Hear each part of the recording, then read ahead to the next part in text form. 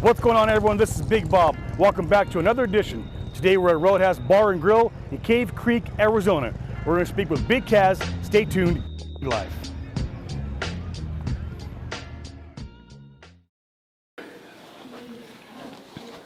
If you notice, I'm still in a jumpsuit because this was my first.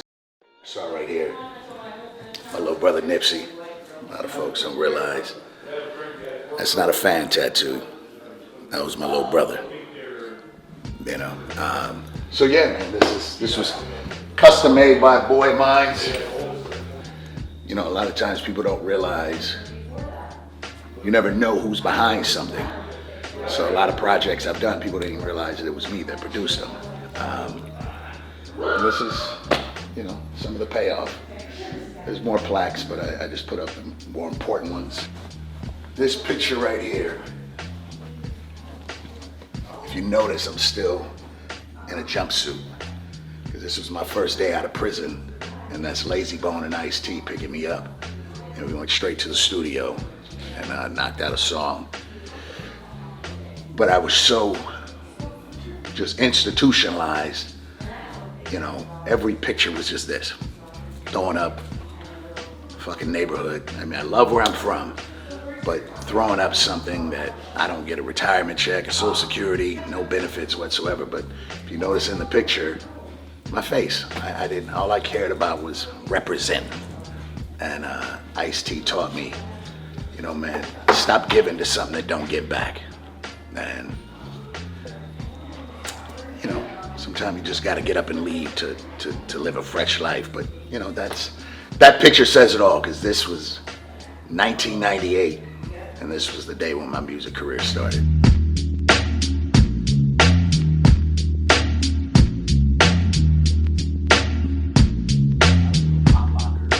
So he, you know, gave me, man, keep sticking to that, breakdancing.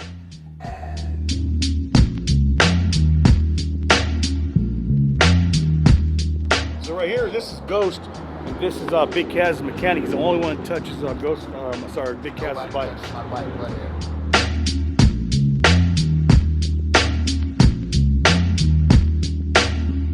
You know, we get a lot of business from, like, you know, people out of town, California stuff. They bring their bikes because normally what happens is people, they have a tendency to go back to the same person who touches their bike, which is understandable because, you know, when everybody get their hands in something, you know, there's always something that goes wrong.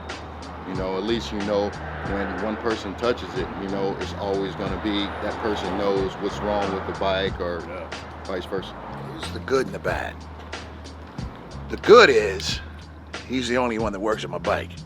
The bad is I still got to make an appointment with him. Bro, he's not open to the public. Nice. Like, it is. Yeah, Appointments only, huh?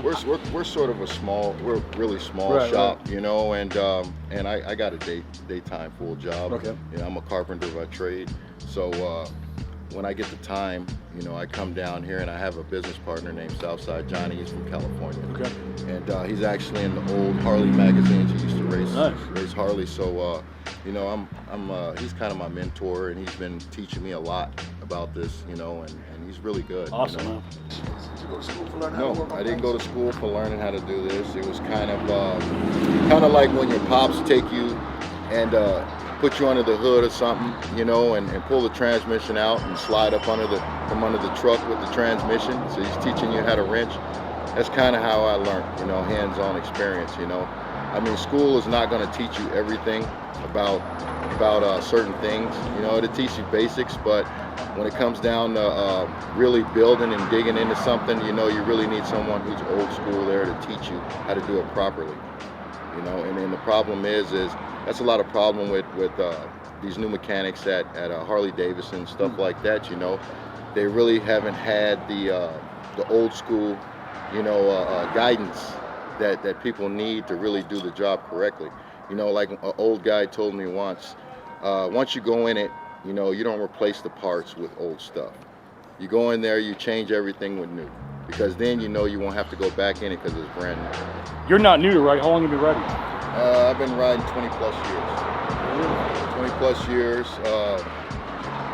When I first started riding, I was I was riding dirt bikes. My pops bought me a dirt bike at the age of 8. So I was riding dirt bikes for a while, and how I got into doing this is about the age of, I say about 16, 17. I had a guy approach me and said, "Hey, look, I got this motorcycle for sale. I need $500 for it." It was an old Ironhead Sportster. So what I did was work hard, got the money, bought the Sportster. Ever since then, I thought I was the shit. You know? My shift shaft on the Road King, and I was like, ah, man. He did my shift shaft, redid my bars, did all my oil in one day. That's mechanic. Yeah, it doesn't take And a delivered it. rocket scientist. Yeah. It doesn't take a rocket scientist to turn around and work on something. You know, I mean, you got certain hours that you work on something, but the hours and rates are probably the most reasonable that you're gonna get. You know, we're at $85 an hour. You know, most parts Harley Davidson's charging about $140. You know, but we try to keep it reasonable for the public. You know, and try to keep money in your pocket, because a Harley always breaks down, and HD stands for $100. By the time you're gonna go spend some money on a motorcycle, it's $100. Appreciate it, Ghost. Thank you, man, for that stuff. Yeah. Check this out. Let's go ride some motorcycles. Did you get your money?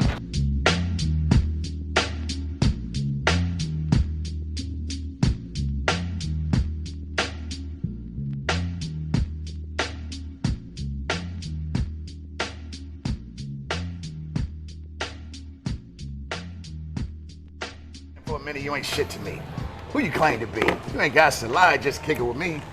You playing with my cheese is gonna be history. I never stop my cheddar, never let it go low, always so low. Only I know how to make my dough, yo. Don't treat me low. Big Caz. Big Caz. Man, welcome back to another edition of Tales of a King. Big Caz, man, just dropped a, what would you call it, a freestyle? Yeah, it was free. It was free. It was free. And it had style. I have no idea what I was saying though. Real fast, man, big shout out to Mark, owner of the Hideaway and the Roadhouse in Cave Creek, for allowing us to be inside his facility and doing this episode for you guys. So Big Caz, what's going on, man? Man, I'm happy that you're here. This been in the making for a minute. Definitely. I been trying to get him up here. He's like, well, can it cool down a little bit first? It's still hot. Because it was 200,000 degrees. Not everything, life is good, man. This is my home away from home.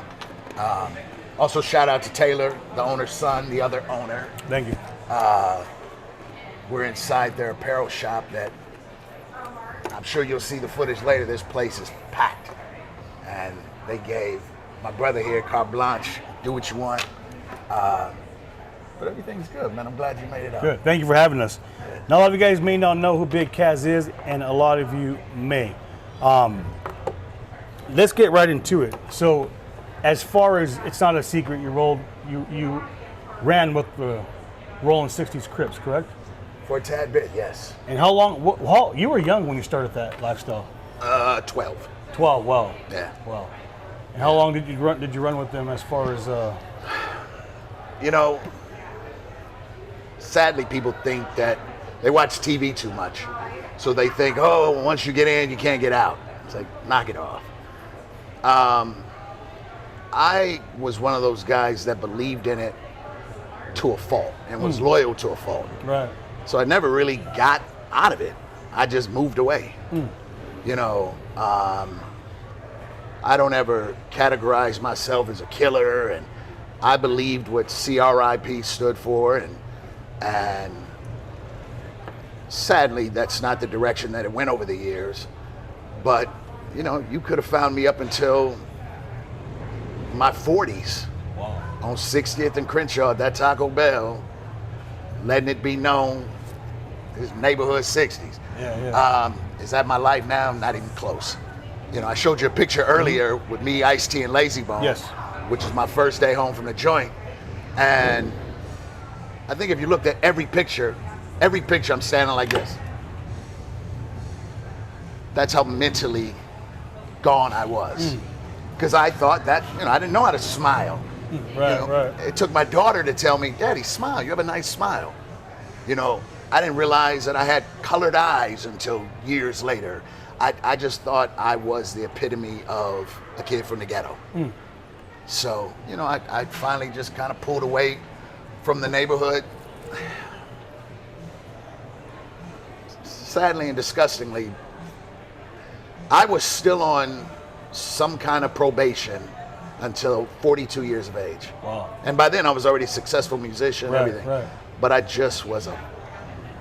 My foot was always still in the streets. So, but that's not my life now. Right. Now you didn't start your like for people who don't know this, in the rap industry, hip hop industry, until your late 20s, early 30s, correct? 30s. So was that even something you had a goal, or was it something you just like, hey man, I No. like this shit, let's do it? Fuck no. Can we curse? Yeah. Okay. Well, also you didn't start until after your prison stint, right? No, then I went back to prison again. Okay. But yeah, I probably went back. Well, rewind. I grew up with Ice-T. Everybody knows this story. You know, that's my big brother. You know, and people would say we resembled, the long hair, light skin. You know, blah blah blah. You know, Ice was more of a hustler. I was into the gangbanging, but I didn't want to be a rapper.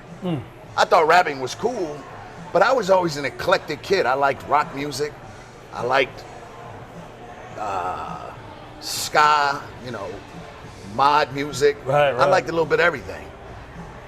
I loved hip hop, but I know it's not something I wanted to do. And it was my last prison stint, because every time I'd come home from prison, I'd come home a little bigger. I'd know where to find Ice-T, and I'd show up at his house and he'd be like, "You just got home from prison, huh?" How'd you know? But my last stint, when I came home in '98, he was like, "Man, just you and my homeboy Poppy, shout out to Poppy from 60s, just come with us." And that was my thing. It was leaving the hood. For anybody, and I just, if I can, Do your thing, man. what people don't understand, fuck understanding, don't understand, you have to leave the hood. It's all that, oh, nigga can't come to the hood no more. What am I missing? Because they built a Starbucks that makes niggas civilized now? No, that just means you have a high expensive coffee taste. But my fear was I'm gonna miss something if I leave the hood. I bought my first house at 20 in the suburbs of Palmdale, California, when it was the suburbs. But every day I was at my dope spot. Remember the Eminem video? Hi, my name is. Right, yeah. Remember the scene where he's sitting on the bus? Yes. The reason why that scene is so short is because we ran them up out of there. That was my dope spot above that liquor store. You guys right on. literally ran him out? They came down there, and all I got to do was see somebody that I know that was not from my. That's how ignorant I was. So before the trolls are like, oh, my ignorance was, if you ain't from my hood, fuck you.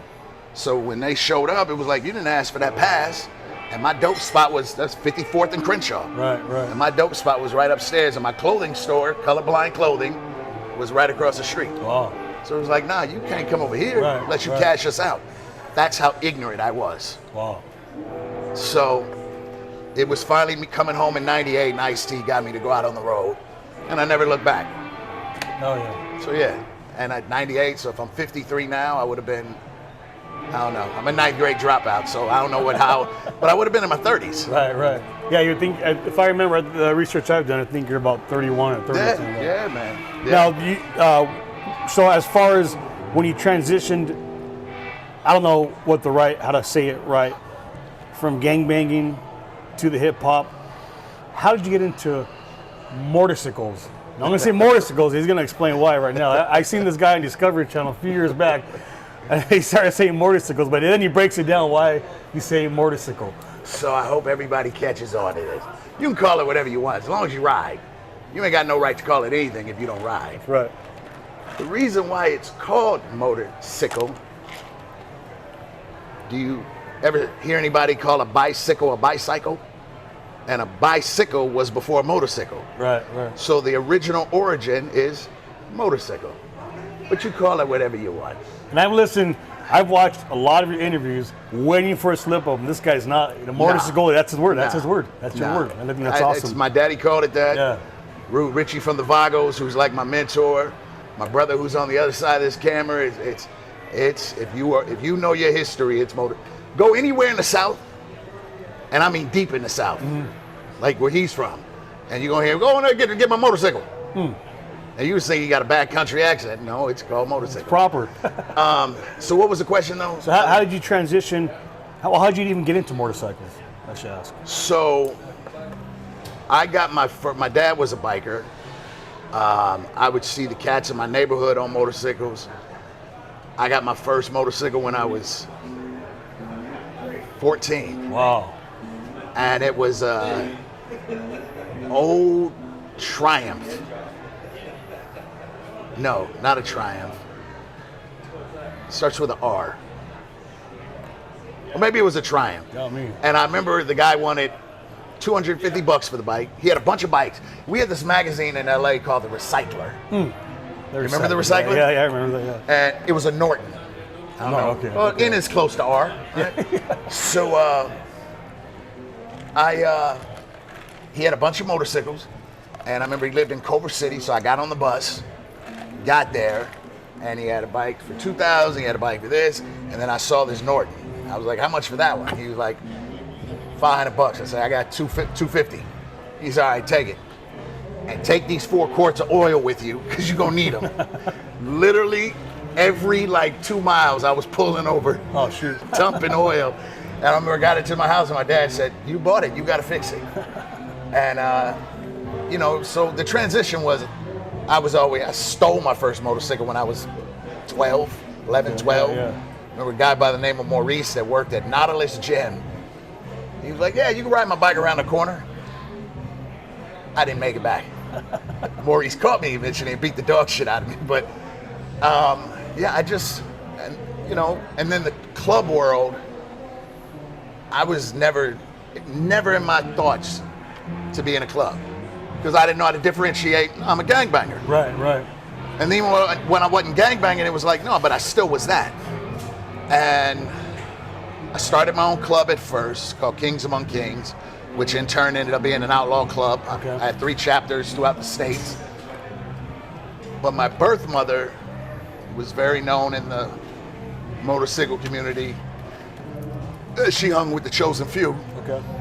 And I ran into a brother by the name of Milk because I had a charter in Vegas.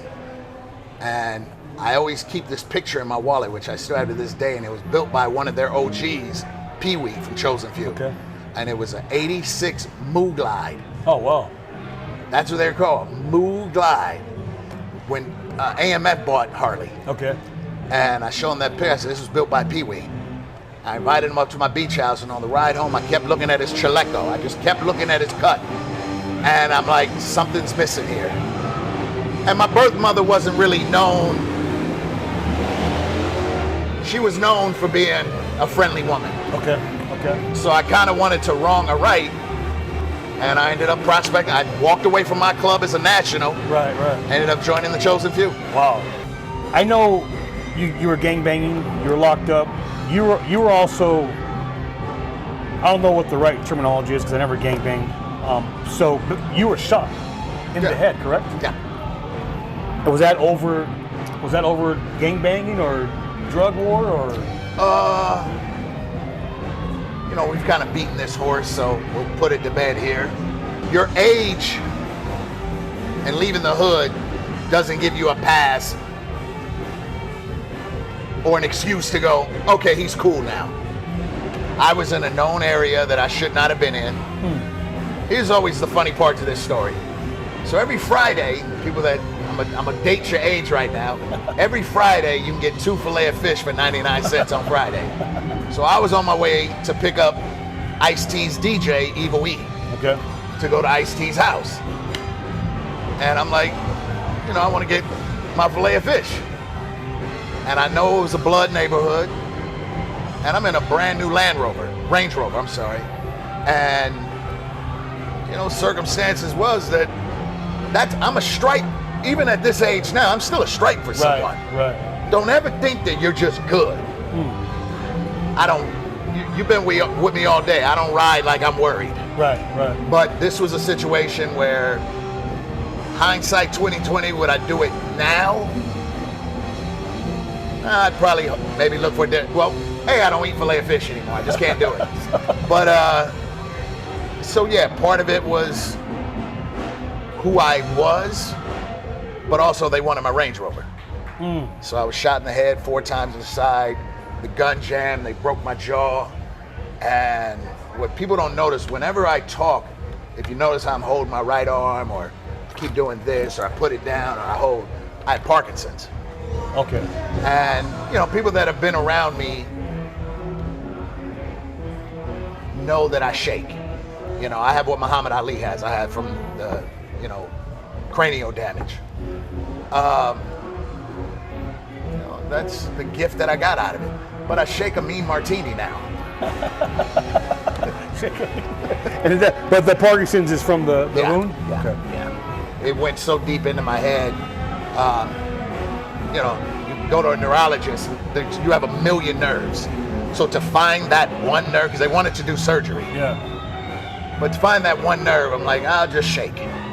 But yeah, it's my right leg is fake from the knee up. It's all titanium. And I just live with it, man. You do, because you've been riding all these years like that. And I know that has to hurt from time to time. Yeah, you feel it. I mean, well, I'll tell you, when I kick a motherfucker with my right leg, they're like, that's your fake leg? Yes, it is. Titanium. Yes. But I find humor in it. Yeah, I was gonna say, because I mean, I've met people who've gone through traumas, right? Been shot, stabbed, that can't get past some of what has happened to them in their early life, younger life, whatever they did, prison or drugs or whatever it may be. Did you ever have a problem like with drugs or anything like that? Did you ever dabble in it or mess with that? And obviously we know you sold it, but yeah, I've never done a hard drug ever in my life. Never. My birth mother was a drug addict, so I was born addicted already. Okay. So maybe I just didn't get that mechanism to turn on to want to do, but I was a dirtbag drug dealer. And smoking weed, I don't like to feel stupid, and that's how it makes me feel. But when you go to jail for certain type of violent acts, they put you on hallucinogenics, they put you on narcotics, and I was addicted. This is the first time I've ever telling this. I was addicted badly to psych drugs, to trazodone, Seroquel, primidone, Prozazin. Those are drugs that just make you, because I couldn't sleep. So I would always, once I started vlogging, and I've only been sober half a year. Wow, congratulations, man. And, my brother who's here with us, I would tell him stories about the alcohol, but even he's hearing this for the first time, that I was a full-blown addict of taking psych meds. Wow. Even after being incarcerated? I'm only a half a year. I mean, I was on the highest dosage. You did say that, Yeah, I was on the highest dosage of trazodone. Wow. And trazodone is for schizophrenia, PTSD, hallucinations. But I was on 300 milligrams. Like, you could put a horse out. Wow. And I would still only sleep 3 hours. I was telling you earlier when you were at the house that for years, I always slept with my door closed. Right. If I went to a hotel, I had to always know where I'm at. It was this sickness of that schizophrenia of what could happen. And I remember the day I said I was gonna go cold turkey. And we're talking milligrams, we're talking 1,000 milligrams of a psych drug every night. Woo. Where when I started vlogging, to get back to that, and this is how you know I'm off. If you go and look at my old videos, I'm all over the place. So right now, I just remembered to go, let me get back to that part of it. I would have forgot it and went on to something else. So if you go back and look at my vlogs, I would just be all over the place. And I remember thinking, who am I fooling? And I'd see the comments like, yo, he's all over the place. which made them think I was lying about my life. Right, right. You know.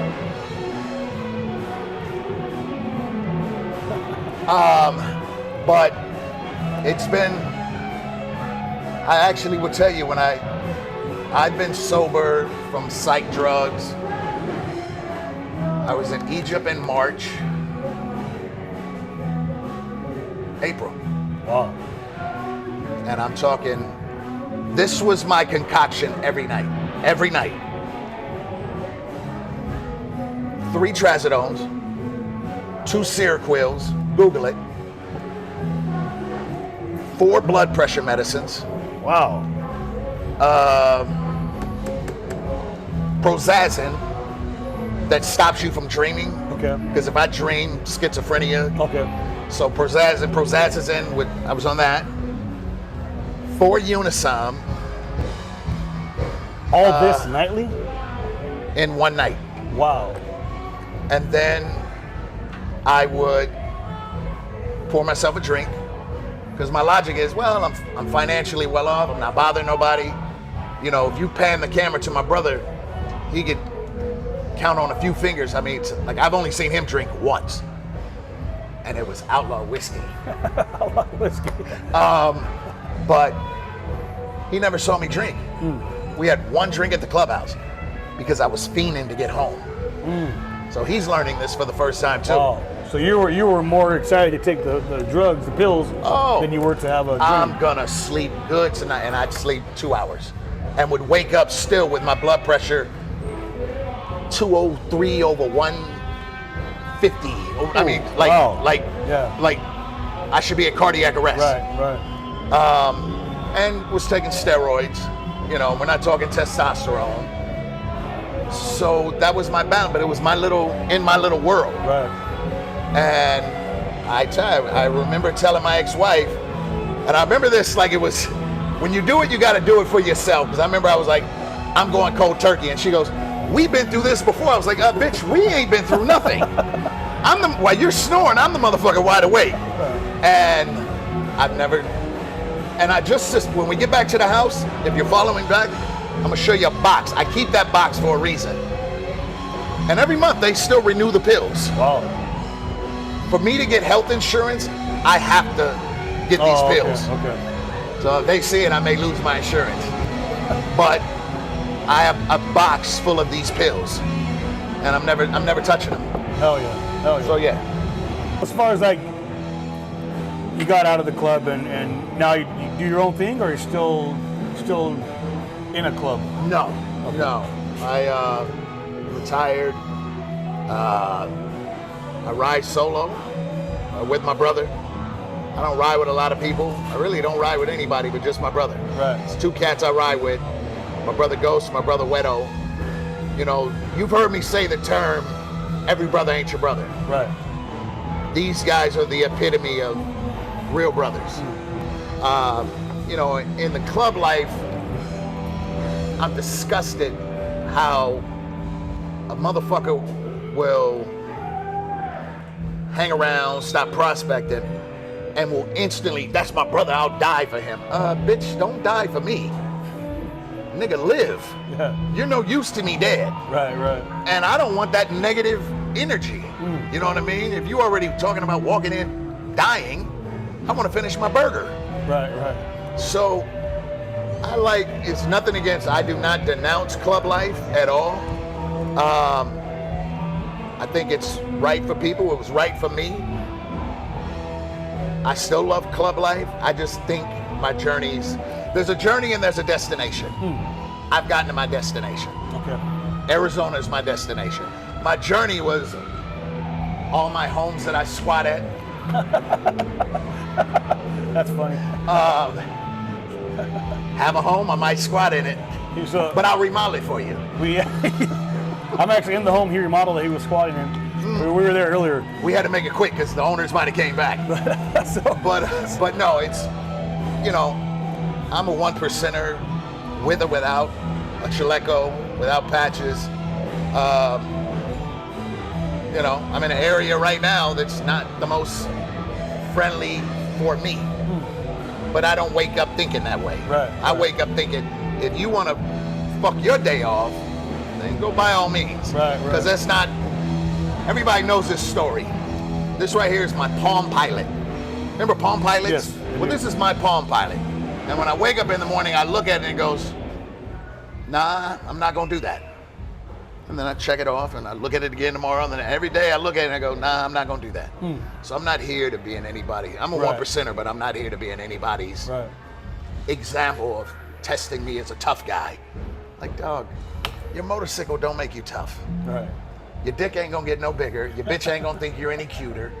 And no matter how tough you are in this club life, there's a 5'2" cop that could fuck your whole day up. Tough guy. Yeah, there it is.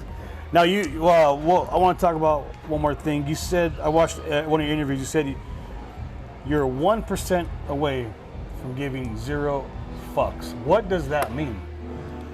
So that's a saying that my dad used to say. When they came up with when Hurley came out and said what a 1%er is, 99% of law-abiding citizens are Harley riders, and there's that 1%. That's not where 1% comes from. It does not. 1%ers were before that shit even happened in Hollister. 1%er just means, look, the 99% shit that you're doing, I don't want to have nothing to do with it. But if you keep pushing it on me, I'm probably 1% away from giving 0 fucks and reminding you why I don't want to have nothing to do with your 99%. I don't want to go to your church. I don't want to vote for your president. I'd give 0 fucks about what you think, mask, vaccinate, whatever I do as a 1%er is what I do. But I also don't want to rob you. I don't come with a stereotype of I'm gonna, 1%er just means, man, I don't live the life. Right. Now, you're at a biker bar, correct? Right. I have nothing in common with these people. Now that should confuse you. Yeah. I have nothing in common with them. Right. When we're riding up, every time people would wave, I'd look in the rearview mirror and I'd notice you'd wave. Yeah. Did you ever see me wave? No, I never seen you or Ghost Wave.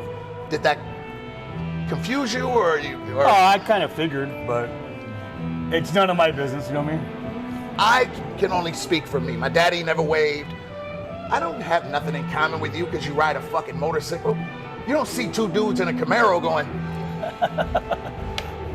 And sadly, if I do this shit all day long, I can show up at the same, but if I do this 200 times a day, and those same 200 are at a bar later, when I show up, not that I'm some threatening guy, but if I show up and they see the tats or I have my chaleco on, my colors, I'm not gonna get a, hey, how you doing? I'm gonna get, like I'm gonna come and fuck the bar up. Yeah.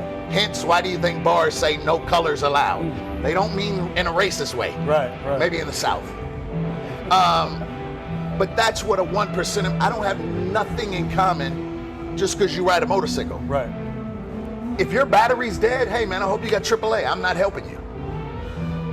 I want to come and have a good time and go home. Right. And then you can go, damn, that sounds kind of harsh. I don't know, that guy could be a child molester, might have beat his wife, kicked his kids. All I ask is, don't fuck up the stereotype of what bikers are. Right. Because if I get pulled over, they're punching me in and a whole different story pops up. When Weekend Johnny jumps on his motorcycle, and look, you ride a bike, man, salute. But just know that it's a privilege because that road don't know who's dying on it, and that bike don't know who's riding on it. So that's what 1% of 0 get. Like, I give 0 fucks. I may just be at 1, so leave me alone. Right. That's 1%er for me. Man, so you gangbanged, you sold dope, been in prison, you were part of an outlaw motorcycle club, correct? Yeah. Now you have, I don't want to say 360, but you have turned your life pretty much around from illegal activity, obviously, you said it, to owning a whiskey, owning a vodka, owning a wine, having real estate, legit, all legit. You're a taxpayer. Yes. You're as legit as they come. What you did, anybody could do. Not what you're saying. What you did can be done if somebody wants to make it happen. I wasn't born special. I might be built a little different, but you know, when I did, I didn't start really doing interviews. You know, when I left Bone Thugs and Harmony, I was done with entertainment. Went off the grid. I just did a big movie, first starring role, and I remember sitting in the living room with my ex-old lady and was like, I don't want to do this anymore. And I came out here. Me turning my life around, I would have been doing these same things when I was selling dope. I would have been doing these same things when I was doing music. Because one income can compensate the other. Right. Oh, I'm on tour. I'm gonna make a shitload of money on tour. But I also am taking dope with me on tour to every state. You wanna be a successful drug dealer, be a rapper. Because everywhere you tour, you can take dope with you. Just don't get pulled over because then you're fucked. But me transitioning to a regular law-abiding citizen was realizing that hustle gets tiring. It gets so it gets so tiring to where there was always a running joke with me when people would text in the morning like, good morning, come on. I was like, hey, real quick, motherfucker, I'm rich. Don't text me, I'm sleeping. That was a front. Right. I had safe money in the bank. And I was so scared, I would get up every morning and check my bank account. Wow. Because I knew some of that money wasn't right. So I knew I could wake up and the IRS could freeze every dime. Right. And I've experienced that. So to be 160% legal now, starting an alcohol business is not cheap. And you've seen the line. I own 5 lines. I don't have somebody else's alcohol, their flavor. No, I had to go taste test each one, buy my own barrels for my wine, it is an expensive business. But it's generational income. You see a lot of rappers do what? Clothing, alcohol, or they try to start a record label. Right. 90% of all of them that start a record label, that fails. And then if they try to start alcohol, they will advertise like, I'm already rich and this is why you should have this alcohol. So your common dude is trying to front, but he's like, well, fuck, I gotta drink Ace of Spades, I gotta drink Jay-Z's, I gotta drink Rick Ross's. I keep it simple. Yeah. I made alcohol for everyday outlaws. And then I get the cutest things from women like, can women drink it? I'm like, shit, women are some of the biggest outlaws. You have sex with us crazy ass men and have our big headed babies. So y'all are the real outlaws, ladies. But that transition was so hard for me. I was at the gym yesterday and we were talking about what it was like selling drugs back in the day. And it was only 3 of us. And I remember someone said a price of what we used to pay. And it was like this memory lane of, yeah. And I remember, and I get a key of cocaine for this. But right now I'm gonna get in my truck and go home and take a nap. Because that life just doesn't interest me anymore. Right. Running the label, running Mo Thugs Records, having an extreme catalog. I don't have an artist on my roster of catalog. Catalog just means I bought music from other artists that have extra songs. Oh, okay. Or songs they're never gonna put out. And I fancy them up, put some bow on it, and re-deliver it. But that's income to retire to. Right. Now the alcohol, your goal is you hope that someone comes in and wants to partner with you. And I'm 3 months in and I already have a partner. Nice. So I'll be in stores. I'll be in stores in the next month. Because right now it's been this bar and about 19 bars, and shipping direct to consumer. Right. But when you get in them stores, like E40 does not make his bulk of money from rapping. People don't realize one of the biggest wines is called Earl Stevens. You ever heard of it? No. That's E40's wine. Wait, it's they sell like at the markets and yeah, I have heard of it, yeah. Earl Stevens Steven sound familiar. is Earl Stevens, E40.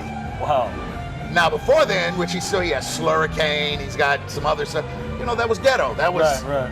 And when he came out with Earl Stevens, and you're in all the supermarkets, you're in the big wineries, that's a whole different dynamic. Right. You know, so I like what I'm becoming, but like how I said earlier, a few ticks back, my destination is I'm here now in Arizona, and my destination I'm on my journey now of going towards my destination of business. You know, you with your channel. Y'all don't know this. How many hours a week do you work? 40 plus. Right at my regular job. And you're not wrenching, you're rebuilding. And Yeah, we hammers, we wrench, we putting the muscle sleeves. everything. Yes. And you got in your vehicle with your whole family and came up here for this show. Yes. And that's where these viewers need to understand. When you're hating, because a lie is always more entertaining than the truth, you're fucking over somebody's uncle, somebody's dad, somebody's brother, somebody's husband, somebody's son. So what's the point in trolling when you can just go, man, like what you just asked me, if he could do it, I could do it. And if you don't like it, don't watch it. But why fuck a person's life over that's not stopping your life? So that's what makes me proud of people like you. So when you acknowledge my work, I'm like, I'm not getting in my fucking car driving nowhere. You know what I mean? So, yeah. Big Caz, man. Thank you, bro. I appreciate it. My man. You guys, check him out. Like always, all his information will be on the bottom. We appreciate you, man, for coming on and talking with us. Very inspirational, very motivational, man. And he's just getting started himself at his young 53 years old. He's 53 years of age. But I hope you guys enjoyed this edition of Tales of a King. And once again, thank you to Mark and Taylor, owners of Hideaway and the Roadhouse in Cave Creek. We'll see you guys soon. King Life. That's classic.